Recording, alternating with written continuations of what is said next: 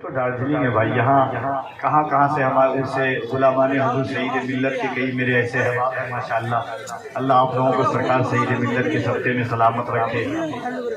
وہ لوگ آئے ہوئے ہیں ہمارے کئی بھائی، طیب پور، کشن گنج، نملہ گاؤں، ہر جگہ سے لوگ آئے۔ آپ تو قریب چلے آئیے، جگہ خالی ہے، تھوڑا سا آ جائیے محبت کے ساتھ آ جائیے۔ اتنا اچھا بولتے ہیں آپ، تو تھوڑا سا اٹھ کر کے آگے آ جائیں گے تو کیا ہوگا۔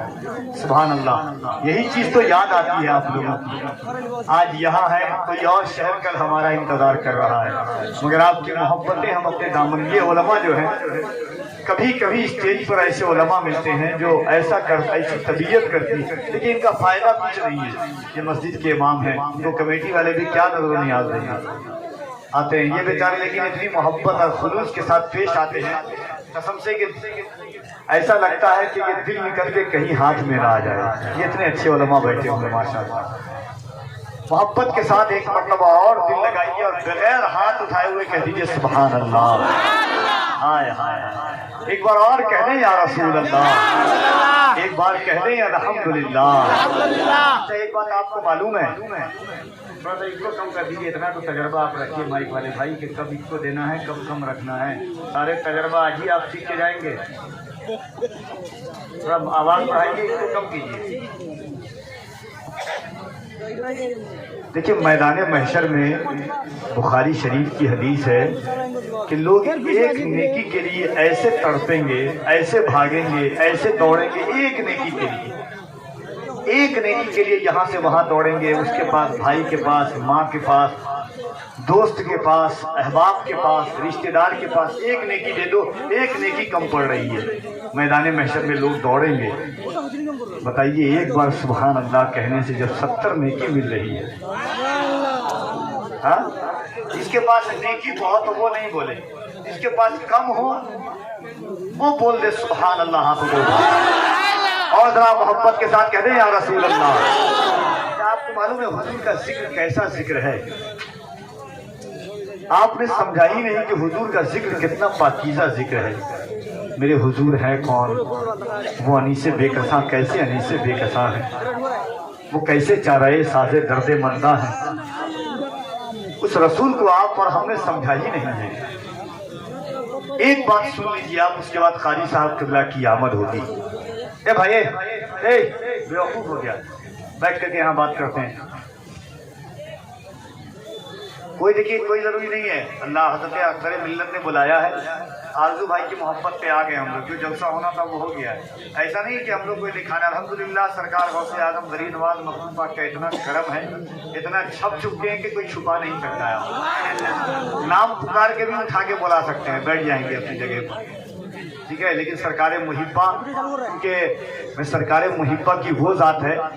آپ جانتے ہیں غازی ملت حضور ہاشمی میاں صاحب قبلہ کو خطابت جن کے در کی باندھی ہے، فصاحت جن کے دروازے پر لونڈی ہے کہ بات کرتی ہے، ادب کے ساتھ یاد کرتی ہے، اور جملے اور الفاظ ان کی بارگاہوں میں اس طرح سربستہ کھڑے ہوتے ہیں کہ جیسے کہتے ہوں کہ غازی ملت پہلے مجھے استعمال کر دے۔ وہ ہاشمی میاں، میں تھا اس سال سرکار محبوب الاولیاء کی بارگاہ میں اور سرکار محبہ کے عرس میں، جب غازی ملت آئے تو سرکار محبوب الاولیاء باحیات تھے۔ غازی ملت کھڑے ہوئے اور ہاتھ باندھا، کہا کہ کاہے بیٹھے ہو سرکار محبوب الاولیاء سے، جو میرے باپ محدث اعظم سے جب سب کچھ لیے ہو آج مجھے دے دو۔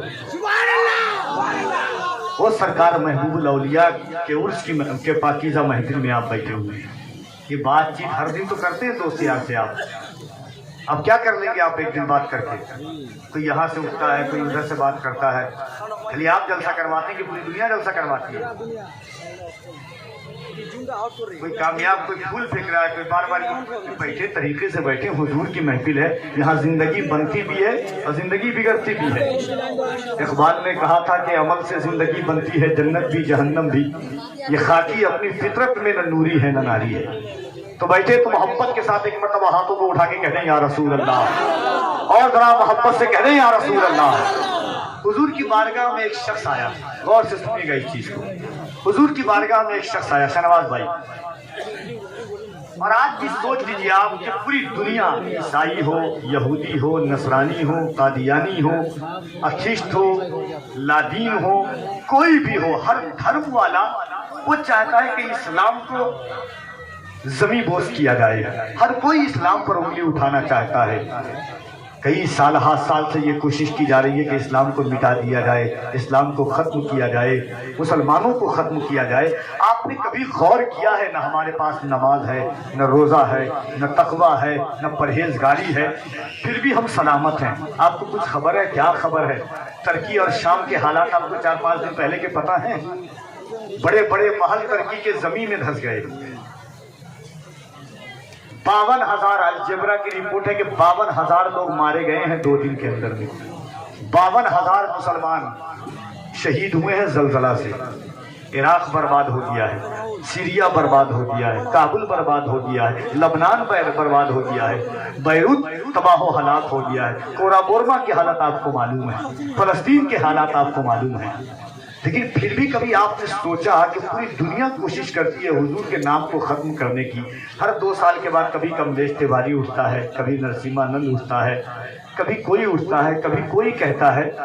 آپ کو معلوم ہے کہ حضور ذات کیسی ذات ہے کہ آج تک وہ نام پہ کوئی اثر نہیں پڑا، کوئی حرف نہیں پڑا. بس ایک بات سنیے گا کفیل امبر کی، اگر دل ہو تو اسے اپنے گھر، اپنی نسلوں تک پہنچا دیجیے گا.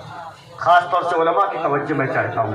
جب میں اسٹیج پر کبھی کبھی وہ خطیب کہ جو صرف مطلب 20 تقریریں، 25 تقریریں، 16 تقریریں، 17 تقریریں یاد کر کے آتے ہیں، میں کبھی کبھی تعجب کرتا ہوں کہ کیا میرے حضور کی زندگی اتنے پر سیمنٹ گئی ہے کہ وہ بوہیا کی گٹری اٹھائے ہیں، مکہ فتح کیے ہیں، تو میرے حضور صرف ہجرت فرمائے، صرف حضور کی زندگی اتنی ہے.